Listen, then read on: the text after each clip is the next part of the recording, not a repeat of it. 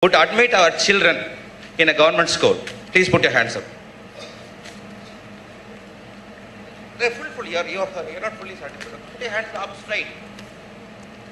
4. But we have been talking from yesterday morning.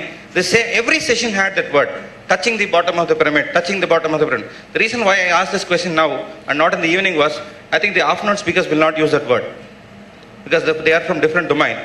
So we talk about all these things in forums like this, but as soon as we go out of this forum, how many of us do we practically try to do it? That's the biggest question I want to put forward into the to this august audience here.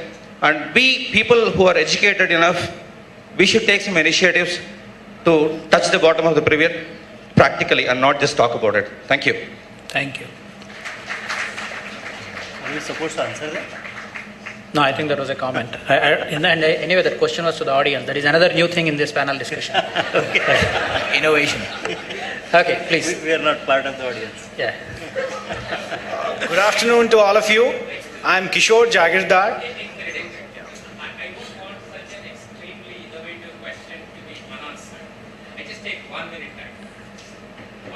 Sure. Can we have a mic here, please? No.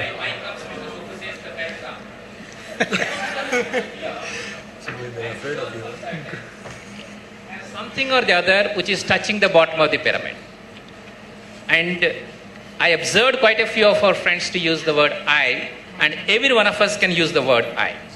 Well, when you walk on the streets of the villages which you have served, if many people greet you, fisherwomen greet you, and the people who work in the cane industry greet you, it means that they still remember you when you went and teach them how to conduct their projects. And we did it in Iowa projects, and whether it is Karnataka, whether it is Kerala, whether it is Andhra Pradesh, or whether it is Tamil Nadu, we did that. It does mean that every one of us would have something or the other to touch upon. And just 2 more sessions I would like to say. Small steps in Orwell when tsunami occurred. On the 7th day, the women who lost their husbands or sons or brothers could have a smile on their face because one woman by name Uma could give them the used cotton and ask them to do whatever they would do. And in the 5th day, they were trying to involve themselves so thoroughly, and today Tsunamika is known in United Nations and in the rest of the world. I'm sure quite some of you would also know that. And second one, she developed a small bag. The corporates are supporting it, in fact. A small bag, give it in the kind of a pouch which we all use for the mobile, and go to the market whenever they go, and whatever they buy, they ask the shop owner to keep it in that, not in the plastic.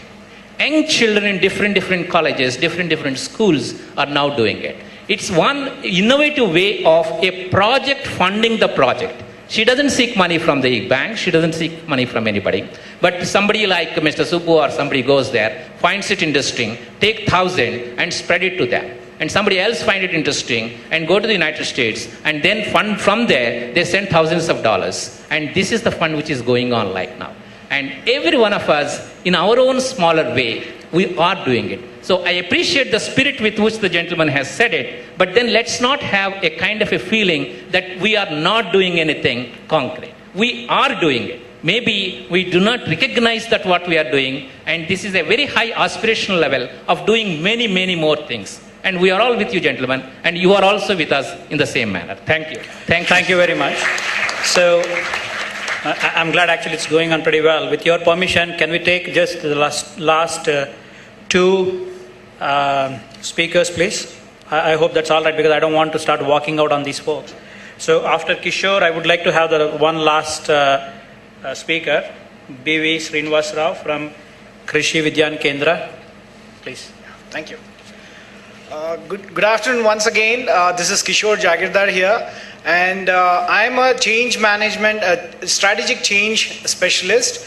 And 2 years ago, that is in 2008, this information, as per my research, it struck me that we're going to have a deep crisis on food crisis.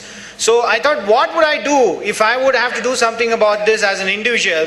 So I thought I would create a lot of noise and started blogging and talking to people and doing a lot of messaging around this issue. But in 2009, I discovered that we are already into food crisis. Inflation has taken away the privilege for the people under the bottom line, that is the poverty line, to not even have a good nutritious food. And in some places in Madhya Pradesh, I came across situations where we are having villagers who keep the banana plantains on the floor and near trees, where the ants collect a lot of crumbs and they accumulate all the crumbs there as a part of their activity. And these guys, then they blow away the ants, and whatever the crumbs have been accumulated, they lick it with the tongues, and this is the food that they can afford.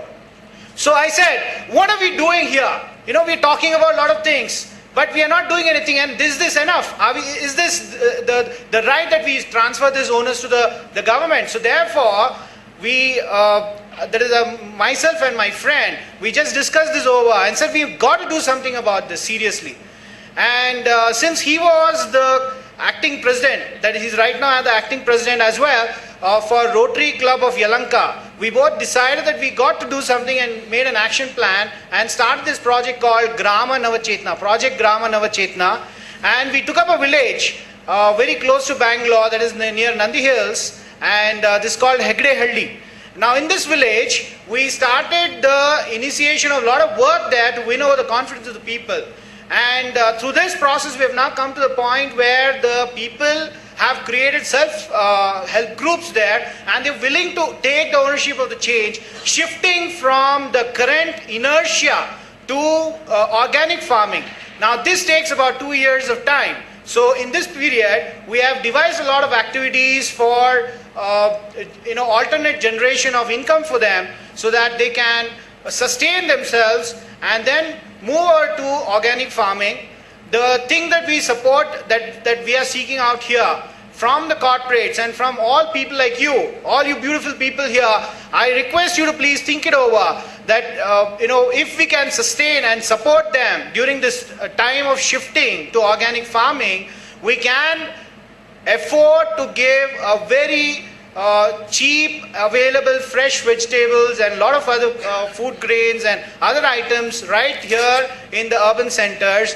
And this, I'm requesting some of the people to come forward, take away the cost of transportation, so that it can be directly brought from the farm to the places in cities. Now, why is that we are working with such intensity is that about 80,000 farmers are quitting farming every year. And about 40% of the farmers in India today want to quit farming because it's no longer viable or feasible for them to continue the occupation. So what happens to this? The WHO figures say Sir, that... excuse me, sorry to interrupt you, but you need to... You already taken 5 minutes. So if you want to have, you can have a discussion with others. Okay. Also. Thank you very much. Yeah, we have the last speaker. Thanks for your patience. Sir.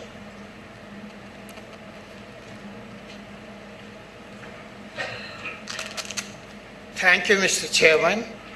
I'm Srinivas Rao from a place called Dimidi in Visakhapatnam district in Andhra Pradesh. We are all the time talking of innovations for the bottom of the pyramid. I'm going to share the innovations at the bottom of the pyramid to you. Thank you very much for giving me this opportunity. One, Dr. B.V. Parameshwar Rao